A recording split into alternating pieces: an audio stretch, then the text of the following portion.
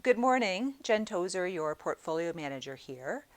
I thought I would do a bit of a different podcast today. I wanted to talk about, but it's a bit of an educational series where I wanted to talk about things you might be hearing about but you may not be familiar with. So today I'm going to speak about modern monetary theory.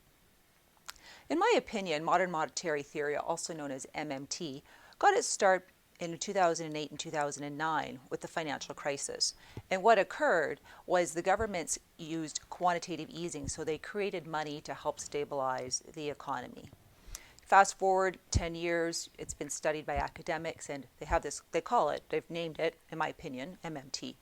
So when I think of MMT, so I have this Monopoly board here, you have to think of it as, I think it's a good analogy. Pretend we're playing Monopoly, and there are three of us.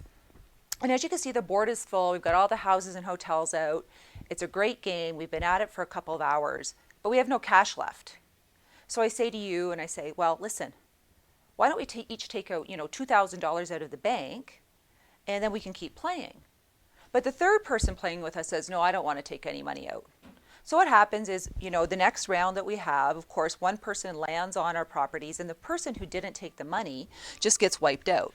Okay? So there you go. They're wiped out. So I say, fine. Well, you can have your $2,000 now. But the amount of time that it will take to build back up to where we are at with all the houses and hotels will be awfully difficult.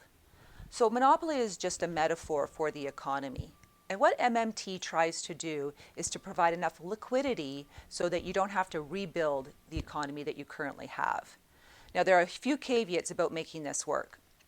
Caveat number one is you have to be a sovereign that can print your own money. So you cannot be Alberta, but you can be the government of Canada. Number two is that you don't balance tax receipts and expenditures like we would in our household. You balance inflation and unemployment.